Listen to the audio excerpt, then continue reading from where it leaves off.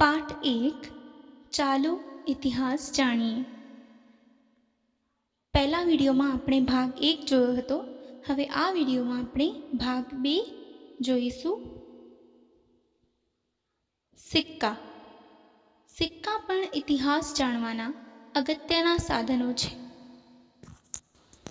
તો સિક્કાઓ જે છે એ ઇતિહાસ જાણવા માટે અગત્યના સાધનો છે. બરોબર, આપણે પહેલાં શું વાંચ્યું હતું? તામ્રપત્રો, ભોજપત્રો, તાડપત્રો અને અભિલેખો, શિલાલેખો, આ બધી જે વસ્તુઓ છે તેમાંથી આપણે ઇતિહાસ જાણી શકીએ છીએ. અને હવે એક નવો ટોપિક છે, એ છે સિક્કા. તો સિક્કાઓથી પણ આપણે ઇતિહાસ જાણી શકીએ છીએ. સિક્કા પર રાજાનું નામ, તેના ધર્મ, સંસ્કૃતિ વગેરેની તથા તેના સમયની માહિતી મળે છે. આ સિક્કાઓ જે તમને અહીંયા ચિત્રમાં જોવા મળે છે, આ બધા સિક્કાઓ જોઈને તમને ખ્યાલ આવી ગયો હશે કે સિક્કાઓથી પણ આપણે ઇતિહાસ જાણી શકીએ છીએ. આ સિક્કા ઉપર શું જોવા મળે છે તમને? રાજાનું નામ. જે પણ રાજાએ આ સિક્કાઓ બનાવડાવ્યા હશે તે રાજાઓના નામ તે સિક્કા પર છાપવામાં આવે છે. તેના ધર્મ, સંસ્કૃતિ વગેરેની તથા તેના સમયની માહિતી મળે છે. બરોબર. ભારતમાં ઈસવીસન પૂર્વે 5મી સદીના પંચમાર્ક સિક્કા મળી આવ્યા છે, જે સૌથી જૂના સિક્કા છે. હવે ઈસવીસન પૂર્વે એક નવો ટોપિક છે જે આપણે આગળ વાંચીશું. 5મી સદીના પંચમાર્ક સિક્કા મળી આવ્યા છે, જે સૌથી જૂના સિક્કા છે. બરોબર. તો પંચમાર્ક સિક્કા જે છે એ બહુ જ જૂના સિક્કા છે. આ સિવાય ગ્રીક રાજાઓ, મૌર્યકાળ અને ગુપ્ત યુગના અનેક સોના ચાંદીના તાંબાના સિક્કા જે તે રાજ્યની સામાજિક, ધાર્મિક, આર્થિક અને રાજકીય માહિતી આપે છે. તો આ પંચમાર્કના જે સિક્કા છે તે સૌથી જૂના છે, પરંતુ તે સિવાય ગ્રીક રાજાઓ, મૌર્યકાળ અને ગુપ્ત યુગના અનેક સોનાના, ચાંદીના અને તાંબાના સિક્કા પણ જોવા મળ્યા છે.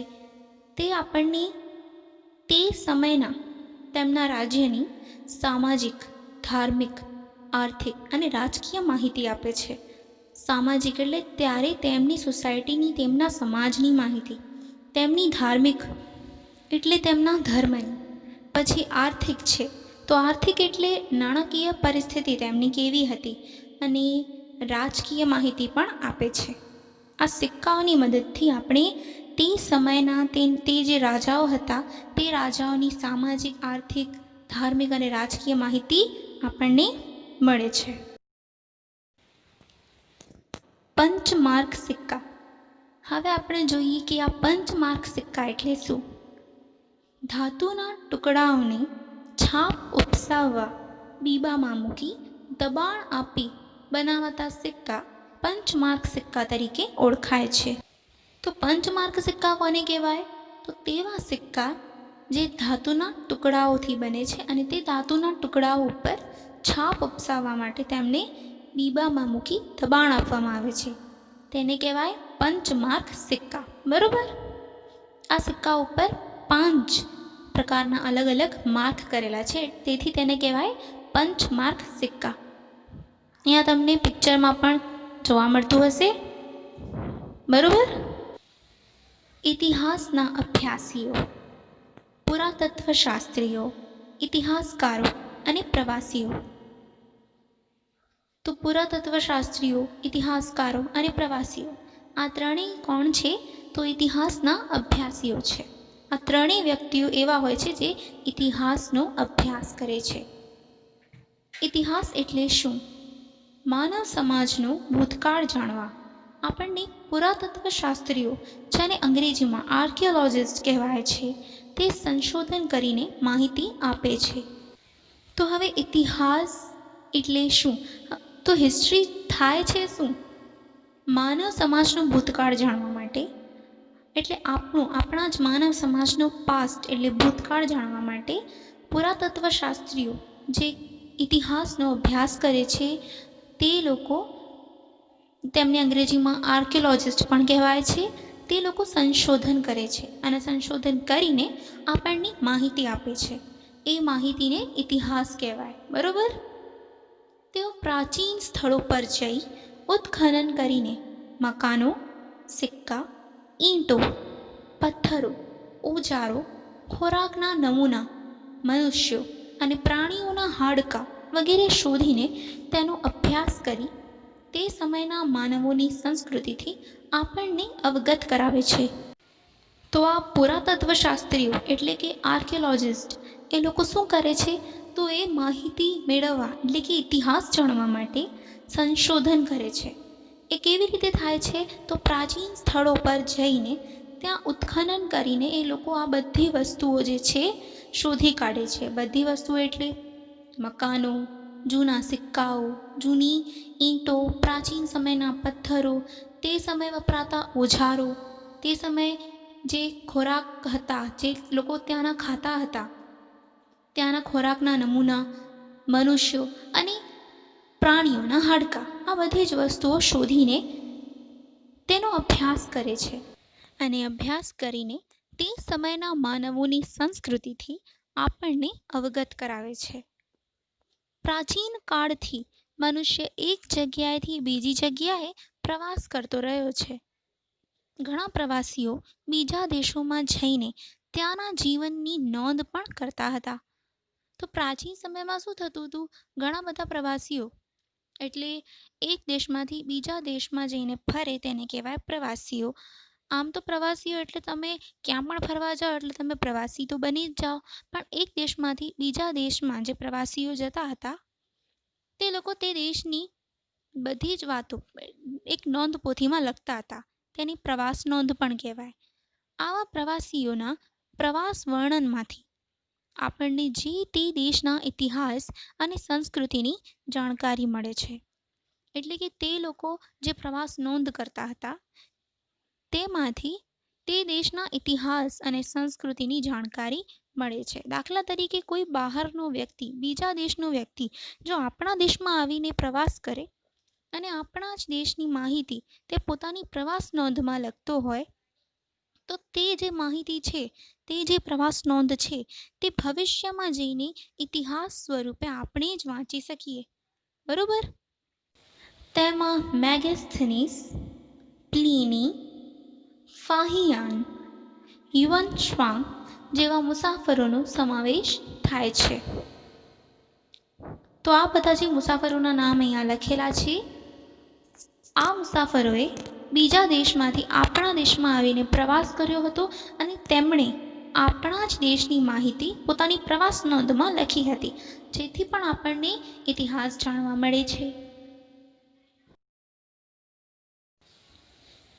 પુરાતત્વશાસ્ત્રીઓ અને ઇતિહાસકારોના સંશોધનોથી આપણને ઉત્તર પશ્ચિમ ભારતમાં સિંધુ નદીના કિનારે પાંગરેલી મહાન સભ્યતાના દર્શન થાય છે. તો ભારતમાં સિંધુ નદીના કિનારે ઘણા શહેરો અસ્તિત્વમાં હતા. તેની જાણકારી આપણને પુરાતત્વશાસ્ત્રીઓ અને ઇતિહાસકારોના સંશોધનોથી જ મળી હતી. ભારતમાં આજથી 4500 વર્ષ પહેલાં અનેક શહેરો અસ્તિત્વમાં હતા. એ જ રીતે ગંગા નદીની આસપાસના ક્ષેત્રોમાં આજથી 2500 વર્ષ પહેલાં ઘણા બધા શહેરોનો વિકાસ થયો હતો, તે પણ જાણી શકાય છે. બરાબર? તો ભારતમાં સિંધુ નદીના કિનારે ઘણા બધા શહેરો અસ્તિત્વમાં હતા.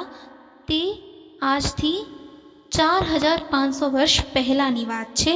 અને ભારતમાં ગંગા નદીના કિનારે પણ, ગંગા નદીની આસપાસના ક્ષેત્રોમાં પણ અનેક શહેરોનો વિકાસ થયો હતો. તે આજથી 2500 વર્ષ પહેલાંની વાત છે. તો આ ભૂલતા નહીં, યાદ રાખજો કે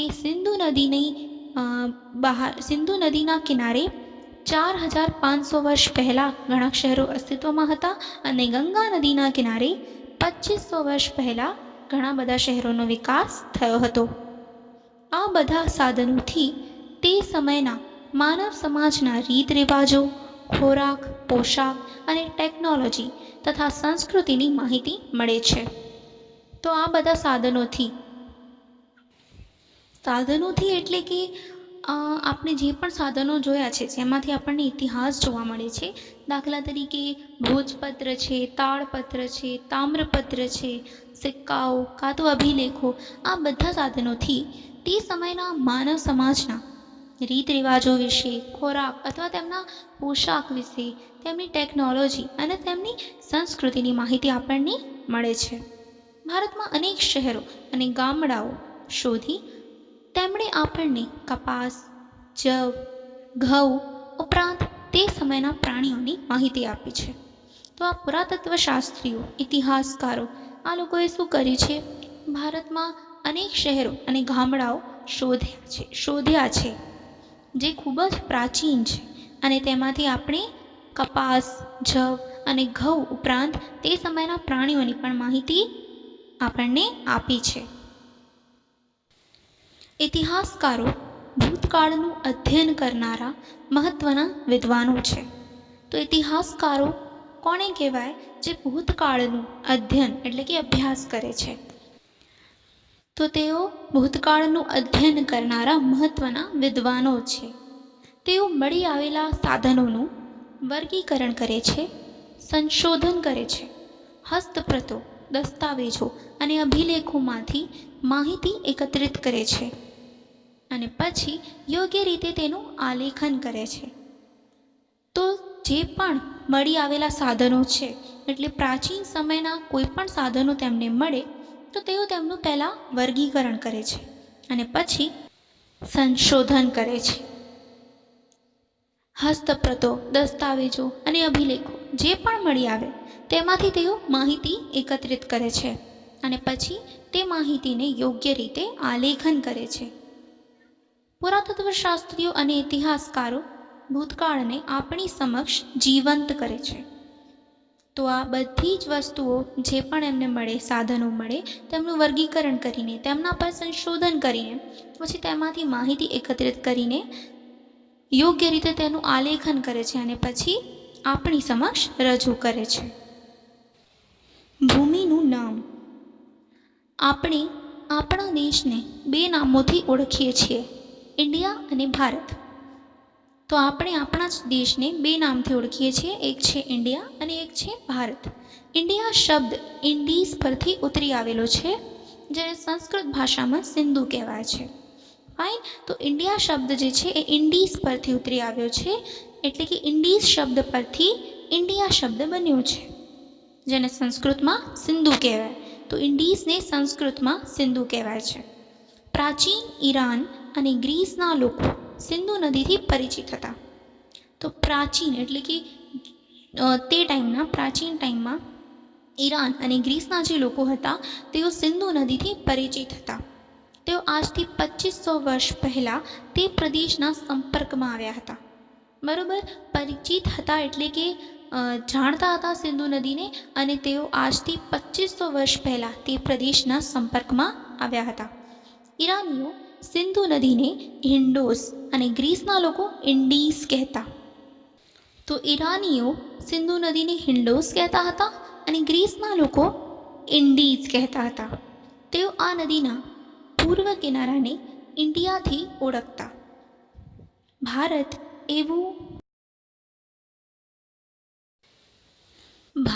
એવું નામ ઋગ્વેદમાંથી આપણને જાણવા મળે છે. તો ભારતનું જે નામ છે એ ભારત કેવી રીતે પડ્યું? તો એ નામ આપણને ઋગ્વેદમાંથી જાણવા મળે છે. ભરત નામનો માનવ સમૂહ ઉત્તર પશ્ચિમ ભારતમાં આવીને વસેલો.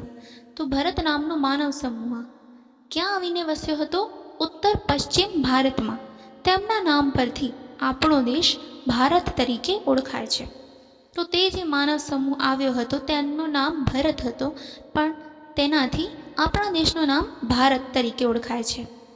આ સમૂહનો ઉલ્લેખ સંસ્કૃતની આરંભિક કૃતિ ઋગ્વેદમાં પણ મળે છે. તો ઋગ્વેદમાં પણ આપણને આ સમૂહનો ઉલ્લેખ જોવા મળે છે. સાલવારી. ઇતિહાસમાં સમયનું ખૂબ જ મહત્ત્વ છે. ઘટનાઓ સમય અને સ્થાનની સાથે જ લખી શકાય. તો જો કોઈ પણ બનાવ બને, કોઈ પણ ઘટના બને, તો તેને યાદ રાખવા માટે આપણે તે સમય અને તે સ્થાનને યાદ રાખીએ છીએ અને તેને જ લખીને આપણે તે ઘટના કે સમયને યાદ રાખી શકીએ છીએ. આપણે સમયને તારીખ, માસ અને વર્ષ સાથે સાંકળીને સમજીએ છીએ. તો આપણે શું કરીએ છીએ કે તારીખ, માસ અને વર્ષ આ ત્રણેયને સાથે લખીને એટલે કે સાંકળીને સમજીએ છીએ.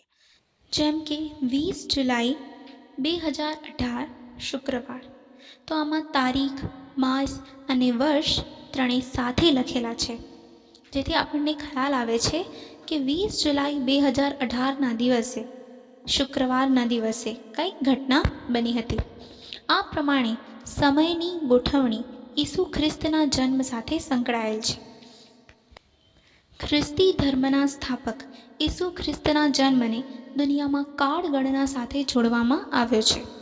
તો કાળગણના માટે ઈસુ ખ્રિસ્તના જન્મને દુનિયામાં કાળગણના સાથે જોડવામાં આવ્યો છે.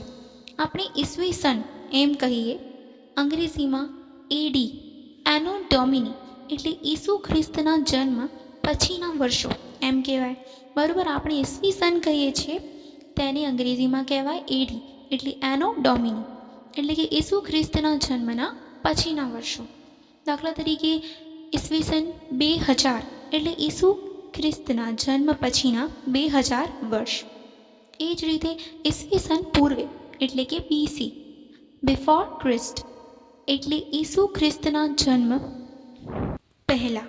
ઉદાહરણ તરીકે ઈસવી સન પૂર્વે 2000 એટલે ઈસુ ખ્રિસ્તના જન્મ પહેલાંના 2000 વર્ષ. હવે અહીંયા તમને સમયરેખા આપેલી છે. ઇતિહાસમાં ઈસવી સન પૂર્વે અને ઈસવી સનને સમજાવતી સમયરેખા. તો એમાં જે વચ્ચે શૂન્ય દેખાય છે એ છે ઈસુ ખ્રિસ્તનો જન્મ. એના પછી સદીઓ આપેલી છે. બંને તરફ જોઈએ તો પહેલી સદી, બીજી સદી, ત્રીજી સદી એમ સદીઓ છે.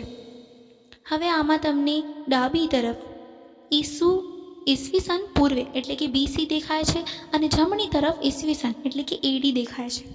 હવે બીસી એટલે બિફોર ક્રિસ્ટ એન્ડ એડી એટલે એનો ડોમિની. ઈસવી સન પૂર્વે એટલે ઈસુ ખ્રિસ્તના જન્મના પહેલાંના વર્ષો અને ઈસવી સન એટલે એડી ઈસુ ખ્રિસ્તના જન્મના પછીના વર્ષો.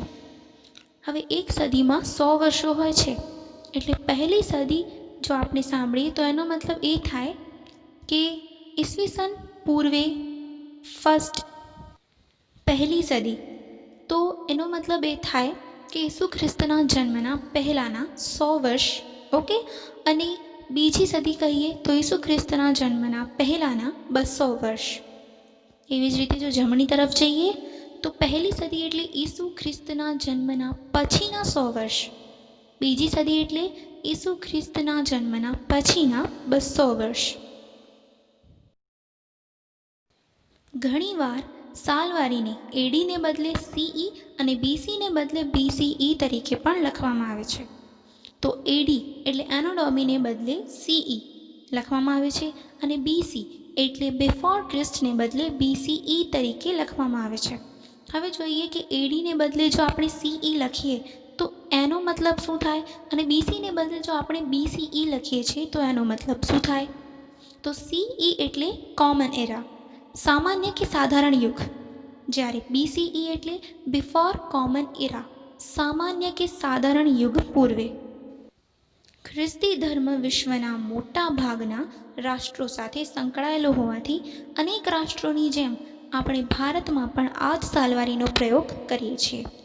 તો આ જે સાલવારી આપણે જોઈ, જે સમયરેખા આપણે જોઈ, આનો જ પ્રયોગ ભારતમાં પણ થાય છે. ઘણીવાર બીપી એટલે બિફોર પ્રેઝન્ટ શબ્દનો પણ ઉપયોગ થાય છે. બરાબર, તો ઘણીવાર આપણે બિફોર પ્રેઝન્ટનો પણ ઉપયોગ કરીએ છીએ. બીસીને બદલે બીપી પણ વપરાય છે, બિફોર પ્રેઝન્ટ એટલે પ્રેઝન્ટ પહેલાં, વર્તમાન કાળ પહેલાં.